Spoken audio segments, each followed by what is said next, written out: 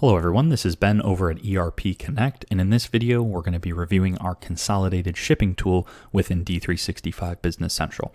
As with all of our apps, the first thing you'll want to do is go ahead and download our app from AppSource to enable your 30-day free trial.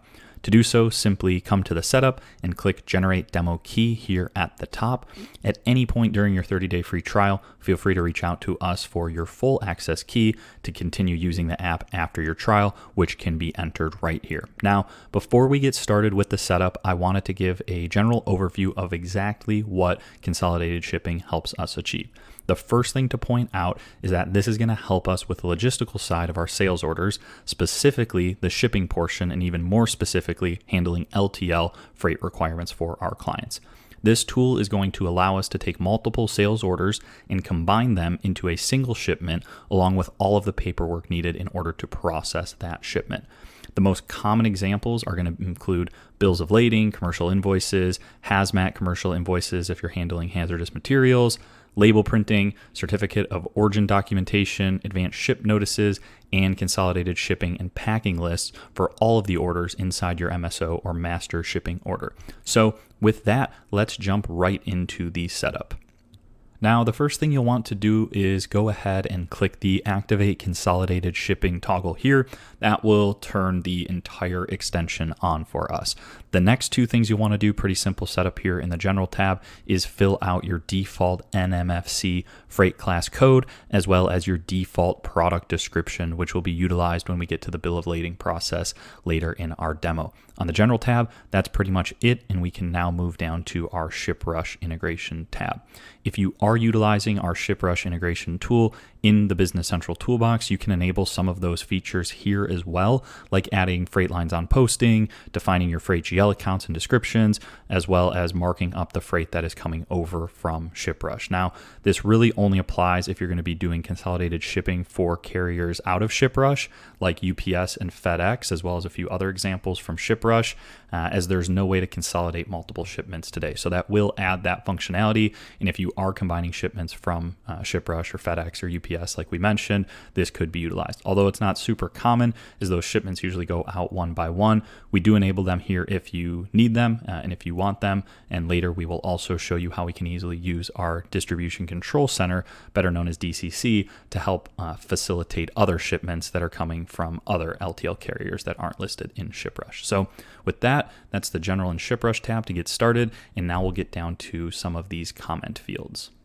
So the first of the comment fields is going to be for our commercial invoice. Much of what we'll see below for all of these text fields is going to be the ability to add verbiage to some of the most popular documents we'll find that'll be produced out of consolidated shipping. So for this first one, for the commercial invoice here, we have the ability to add some text that will appear at the top of the invoice as well as the bottom of the invoice. So let's just put in some quick text there that we can refer to during our demo.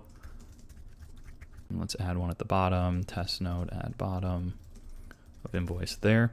And that's all you need on this commercial invoice piece there. Again, just some text that will be added to your commercial invoice when it's printed out. Now, this next one will be similar functionality, but displayed on your packing list. So let's add a quick memo there that we can see during our demo.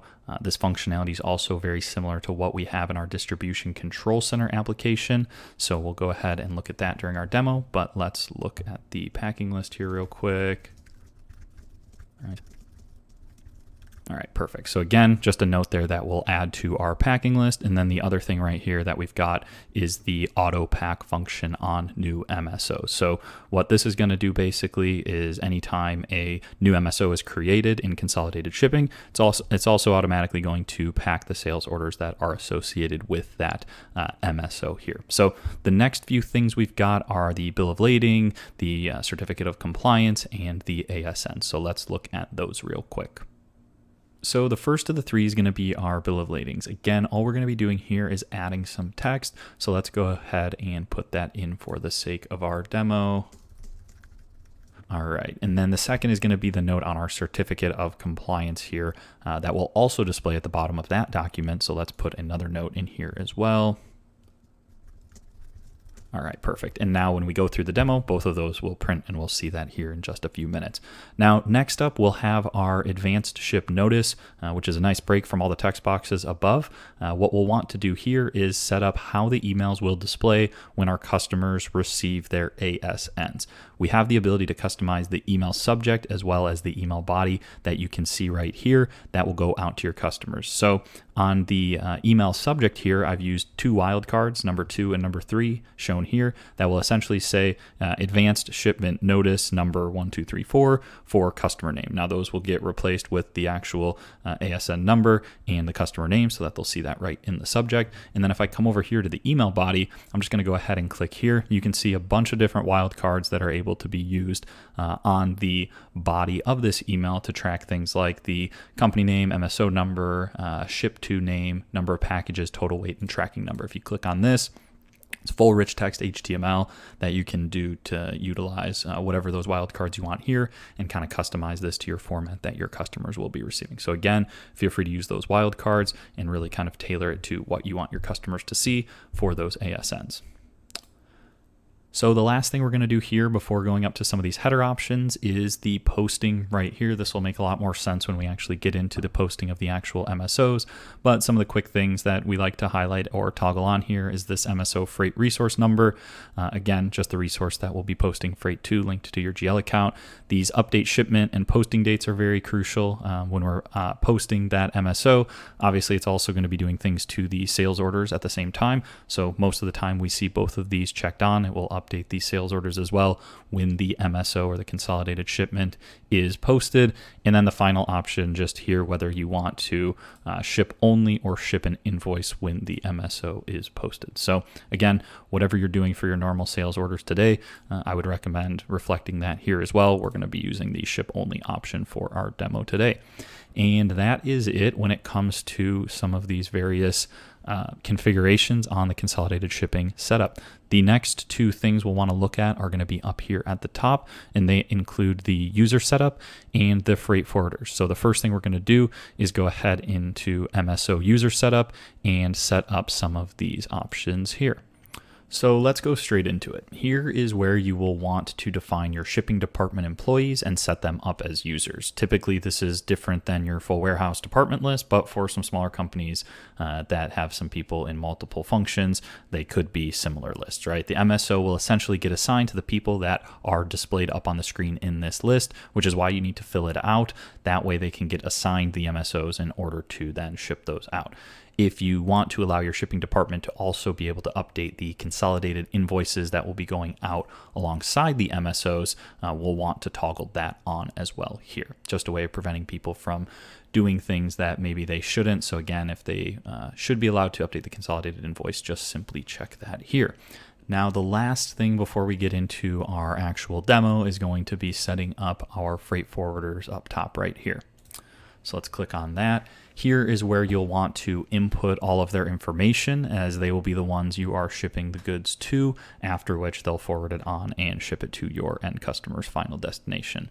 Typically, this is going to be your customs warehouses, your ports, your consolidators, your freight companies, all that good stuff. And this will pop up on the MSO and allow you to select shipping to a freight forwarder instead of directly to the end customer that you'll have on your sales order. We're also able to produce all the necessary documentation alongside that MSO for the freight forwarder, and we'll show you all of this in the demo to follow. Now that this is the last thing needed to set up before, we can go ahead and start creating some of our sales orders and having some fun with the demo of consolidated shipping. So let's go back to our home screen and jump right into the demo with creating some sales orders. So the first thing we'll do is just get started with your basic sales order. So come up to the search, just go up into sales orders like you normally would, and we'll start to build one out here. So click new, and pick your customer, and then come down here. We've got some pop-up notes from our advanced notifications tool. Would highly recommend checking that one out, but let's go ahead and just add a few items here. Let's do 3 items to this first one. We'll just add 1 apiece. All right. Perfect, 1 more. All right, and we will finish it out here.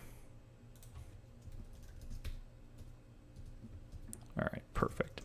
So now you've created your sales order. At this point, we would recommend checking out our distribution control center application. I'm going to run through that real quick just to do the picking and packing, and then we will ship it through consolidated shipping.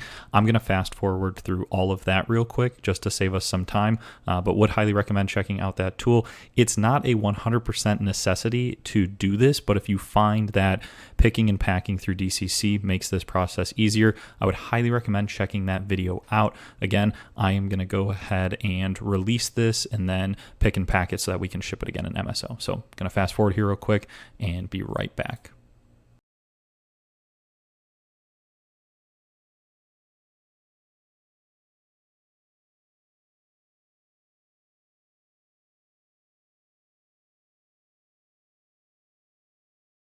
All right, so we are back in our sales order. Thanks for bearing with me there. Again, if you find some value in that picking and packing process, would highly recommend checking out our distribution control center tool. So with that, we are all packed up and we are ready to put this on a shipment or start our consolidated shipment, at least at a minimum here. So let's come down to our shipping and billing tab, and you can see down here that our master shipping orders, we have ready to ship turned off here. Again, similar to releasing this to the warehouse, clicking ready to ship is essentially sending it out to the shipping department to say this is ready to go. It's all packed up. So we are going to go ahead and toggle that on. And it's going to say, are you sure you want to create a new MSO? What this is indicating is that it has not found a master shipping order to add to, so we're just going to create a new one here. If we did have an existing one for this customer, it would go ahead and ask if you want to add it, which we'll do later when we create our second sales order. But again, just trying to build the framework here. So are you sure? We're going to click yes, and it is going to create an MSO for us. And now you can see here that it's starting to build out the template.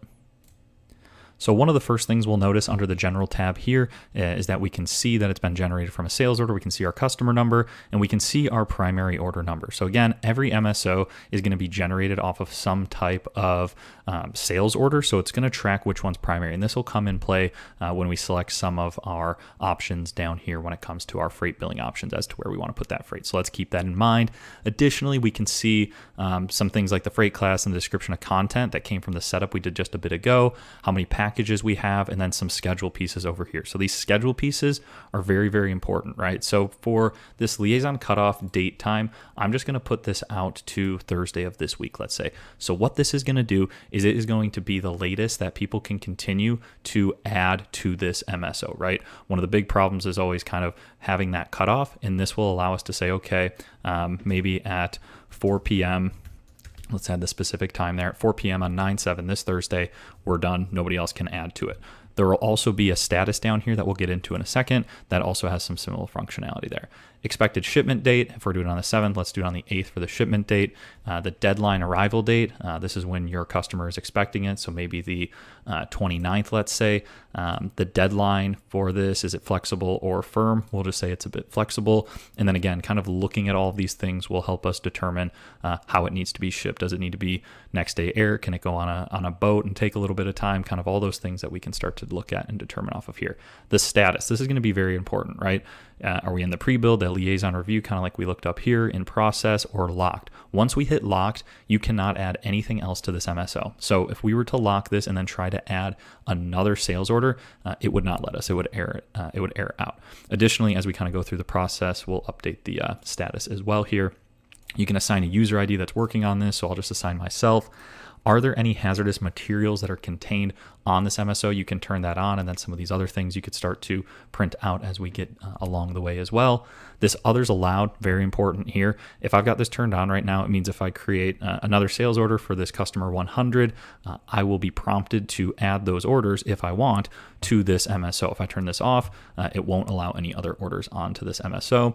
And then under here, under the miscellaneous section, we have a bunch of comments. If you remember from our setup, we've set a handful of these up, like on the packing list, the bill of lading, the commercial invoice, things like that. So all of those are just pulling over from our setup there. And that is it for the general tab. Next, we will move over to our ship to. So under the ship to, we can do things like put our basic address information in there, how it's going to be shipped, who the ASN will be sent to, all good things like that. but the miscellaneous portion down here is definitely the most important. So first, we can do the freight charge option. So just how is that freight going to be paid? Is it going to be prepaid, collect, or third party? We can add in those amounts and the total weight. And then this freight billing option. This freight billing option is key here. A lot of different things. We can do none, which won't do anything. It'll all be manual. Freight to follow on primary sales order. We don't know the freight cost now, but we're going to send them an invoice later. Freight on primary, note on secondary. This is probably one of the most popular options. Basically, all freight will get added to the primary invoice. All other invoices will just have a reference to that invoice saying, hey, go find the freight on that first invoice. Again, we talked about this earlier when looking at the primary order number. So that's where that key comes in play, as we mentioned earlier. Back to the freight billing options. We also have shipping reference only. It's just going to put a comment on the invoice. Billed to customer's freight account, indicating that we just billed their freight account directly. Actual freight charge is going to add a freight line in there. And then split freight across orders. This is another very popular one. Let's say we had 3 orders being shipped, $1,000 of freight. It's going to apply across the invoices for a weighted amount. So maybe we've got a $2,000 order invoice, $1,000 and $1,000. It's going to put 50% of that freight on the $2,000 invoice and then 25% of the freight on those 2 other $1,000 invoices. So again, here just a bunch of different options that we can choose from on how to apply freight across those orders as they're being shipped out. Again, they're all going to be consolidated onto one shipment. So how do we spread that freight? Those are the options that we can utilize there. So that's it for the ship to options. The next section on this MSO is going to be these attachments. So you'll notice that some of these are turned on, one of them is turned off. This is all defaulting from our customer card. So again, you can default these as to whether you want the master packing list, bill of lading, all that good kind of stuff to go out, in this case, on your ASN. And you can also have additional attachments. So I can drag and drop, click this and drag those documents in, include them in the ASN, or I could just go ahead and attach a picture. If you're using a tablet, this will actually pop open your camera. I've got my cover over mine right now, but we'll just take a picture there real quick. You can use that. And then what this is going to do is it's going to go ahead and actually save that right here under the attached documents.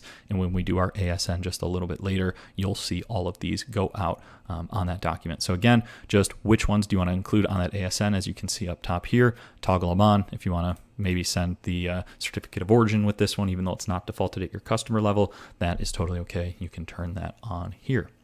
So the next thing we're going to dabble into is our packages. Now, since just earlier we did our portion of Distribution Control Center, these packages have already been created. So again, would highly recommend checking out that tool as well. It works very well in conjunction with MSO. So with that, you can see here, we've already got a package 1015. It's a pallet. It's pallet number 1, 2, 3, 4, and it's going on container 1 in this case, right? So again, we've already created this package from DCC, but if you had to, you could create them manually here from this MSO screen. You can also see some important things here, like the declared value of that package coming over from the sales order, who it was created by, when it was created, and all that good stuff. So on the packages, again, we're going to go ahead and create a second sales order here in a second. But for now, we have that one package on our MSO because we only have one sales order that's been created, which we're going to see down here in the orders. So again, we only have one order right now. We can see that it's order 101139, and that order has 3 different items on it. Now, this is the point in the demo where we're going to go ahead and jump back into our sales order and actually create another sales order and add it to this same MSO. So let's jump over to that sales order real quick.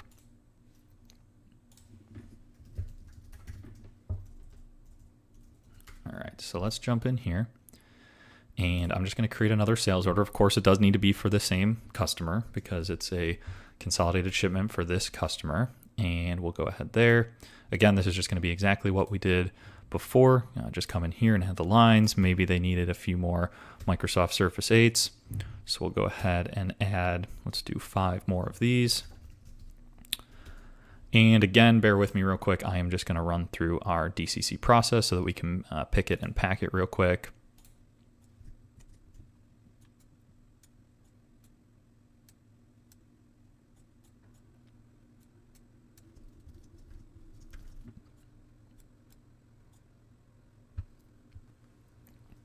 Alrighty, now this is all packed up. We are good to go back into our MSO portion. So let's come back down here into the master shipping orders. Again, you'll see this ready to ship is turned off and there's no MSO number. What's going to happen here is we're going to click this and there's going to be a different message this time, right? So it's going to say there's an existing MSO for the customer with a date cutoff time that's 9/7/4 p.m. So that has not been hit yet. So it's going to say you're eligible to link this. Click yes if you want to link, click no if you want to create a new one. We are going to link this. So I'm going to click yes. And you see now that it's linked to MSO number 3. And I'm just simply going to go ahead and click on that. And it pops back open, right? The primary order number is still the same because it was generated off that primary order number. All this stuff, all this good stuff is going to be all the same because we're not changing anything on the header level. I didn't talk about this consolidated invoice earlier, but if you've got a bunch of orders and you toggle that on, it will send your customer one consolidated invoice. So again, if you're sending a bunch of stuff or creating a bunch of orders, shipping them all at the end of the week, you might want to turn that on if your customer wants a consolidated invoice. So again, just a toggle there that you can take a look at. Here, again, nothing's changing. We're going to come all the way down to our packages, and now you'll notice a second package, right? So this 1016, pallet 5678, in container 1 again. This time it's got a declared value of 6,500, and it'll show you again when it was created, date and time. So we'll come down here, and now we see that second order, right? So we see order 1140, 1139, which was the first one we created, and now it will show you from a line perspective all of the documents, all of the items. We've got 1017 twice. That's fine. It's coming from 2 different orders. And again, this is going to be kind of that order subgrid where you can now see that original order, the new order, and you can add however many orders to this as your heart desires until that liaison cutoff date time is hit or someone changes that status to locked. So let's come back down here into the packages and orders. And the next thing that we'll take a look at to kind of start to round out our MSO process here is this third-party section. So again, what we talked about earlier, setting up those freight forwarders at the setup. If you're going to be using a freight forwarder, you could use this section, all your documentation internally, still shipping to the customer, bill of lading, commercial invoice, all that kind of stuff will now go to the freight forwarder, which is needed for customs. And you can kind of, again, go here, third-party shipper, bill it to a third party. Not really anything we're going to go to in depth here, but if you need it, you can absolutely set it up here to go to your freight forwarders. Again, I set up that RL. We're not going to use it for the demo, but if I was, all I'd have to do is select that there. And then finally, the results. So what this is going to be the ability to record the results of your MSO. What was the date and time it arrived? What were the delivery results? Was it late? What was the reason it was late? Was there a claim, late arrival? All that kind of stuff, which usually you have to build a bunch of custom fields and all that kind of stuff into Business Central to track this. They're now all going to be available on our MSO, and you can use this to do some statistical tracking on kind of how you're actually performing, how your freight forwarders are performing, how your shipping partners are performing, all that good stuff, and see if there's any claims associated to these MSOs. So with that, we are ready to go ahead and start the production of our shipping orders. So everything has been added. We're going to come up back to the top here and change the status to locked. And at this point, we can start to explore some of the options here in the top ribbon. So the time has come. We have locked this order down, and now we're going to start the process by printing the shipping checklist, the first button right here. So basically, if we click this, we're going to start the process. We're going to print this out. What this is going to do is basically take everything that we've got here, as you can see, from all of our orders, all the items here, and how many we need to ship. It's going to put them all on this shipping checklist, kind of a consolidated shipping checklist that you can use for your MSO, so that you don't have to go print these documents for every sales order individually. So you can go ahead, print this out, check them off, scan it, take a picture of it like we saw here, put it back, whatever you need to do. That document is here for you. So very simple, but yet very valuable. And we can also see the total value here if you need that for freight purposes or insurance purposes, anything like that. So I'm going to click cancel here and go to the next one. We've got the print master packing list. So again, I'm going to print that out here real quick. This is very similar, but it's going to go on the outside of the pallet. Indicates, again, all the stuff that is inside this box or this pallet or this crate, whatever you're doing here.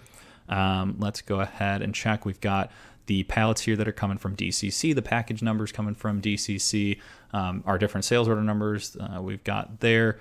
And then that should just be able to be printed and put on the outside of your pallet, or again, whatever you need there. We're going to cancel that. Two options next here, the package label small and the package label large. So again, package label small, if you've got a box, pallet label large, this would be a slightly bigger label that you can slap on the outside of your pallet. Again, simple, easy ways to print these things out. I'll just show you the example of what the pallet large looks like. Again, it's just going to have our company logo, some company information, and then who the ship to is there. So we're going to get out of there. And the next piece we're going to come into is the print bill of lading. Let's go ahead and click on that. Print this guy out.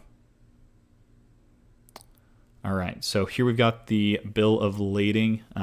This is, you're going to give it to your freight company. It says what you're delivering, number of packages, types, third-party freight, hazardous materials, all of that kind of stuff. This is a more generic version of the bill of lading that we found most freight carriers accept. So feel free to start out with this generic version and let us know if it needs any tweaks as we go. But again, this would be your bill of lading. Here you can see the different packages, the package types, the descriptions of your products, which again, we're coming from that MSO setup, your class and all that good stuff. Again, feel free to save this, print it out, do whatever you need to do with it in order to have it be part of your MSO process.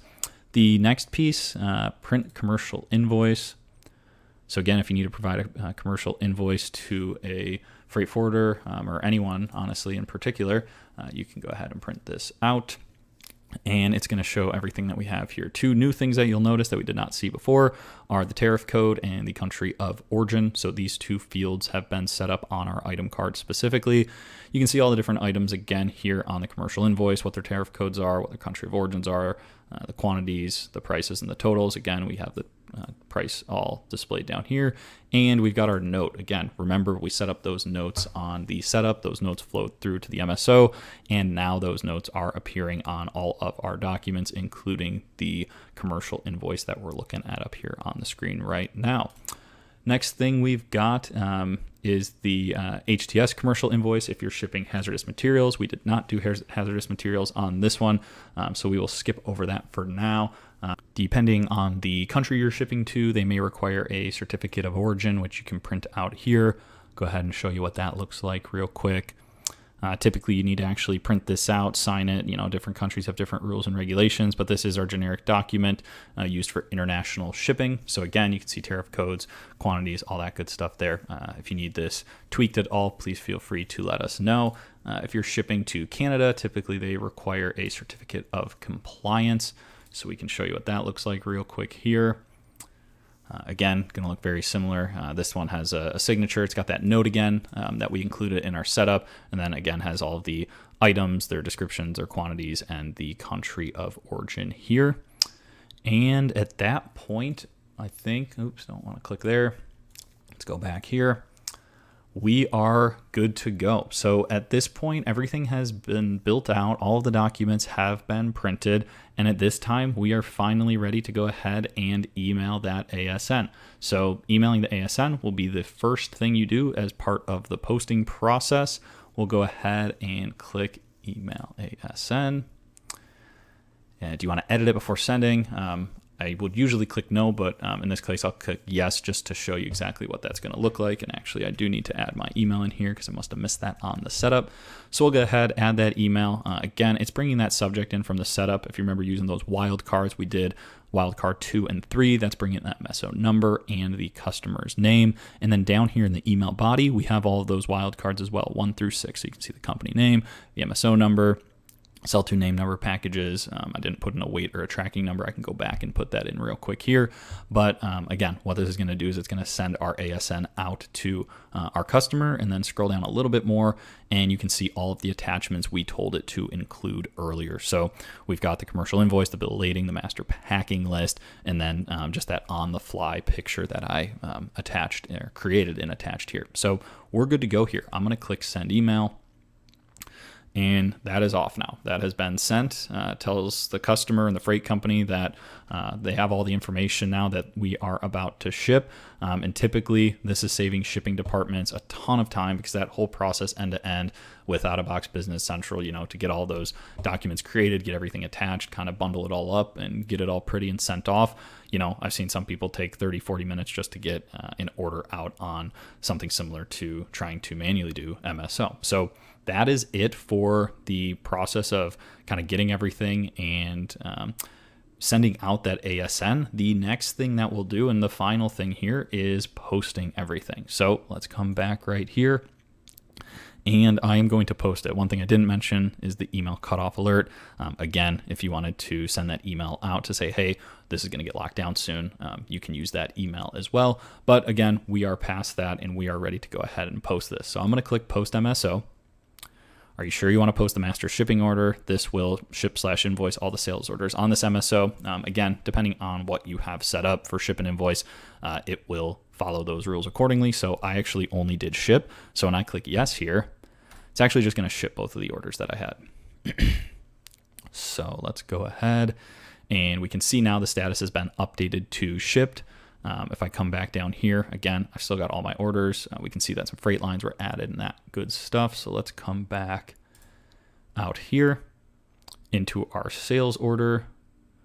We can come back up to the lines here, see that our freight lines have now been added as resources. Can come back up here to 39. This was the other one. Inside of our distribution control center, we can also see that it updated the status to ship because we shipped it from our MSO tool here. And again, on this one, we can see our freight here, and then you can see that the shipment also includes SORD 101140. That SO 101140 was that second order we added to MSO. So remember, our option was to put all the freight on the first sales order and then have all of the other sales orders reference this. So if we go back to the 40 sales order, we can see here quickly that the freight bill on invoice SORD 101139 is the order that it's actually getting billed on. So with that, that kind of concludes our consolidated shipping process here.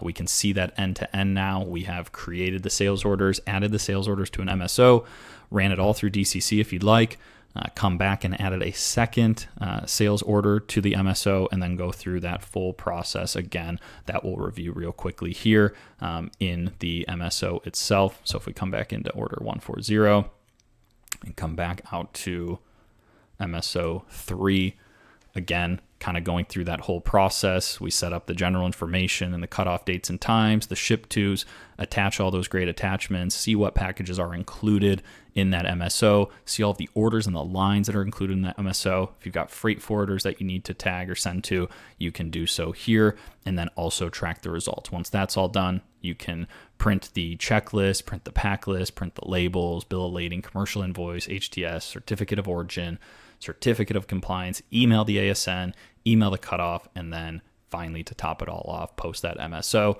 and that MSO will update again the shipment and the posting date if you toggled that on in the setup. And of course, it will also add your freight to your individual sales orders, at which point, if you had just ship, you can now invoice, and that is the process end to end. So really appreciate everybody watching through this whole thing.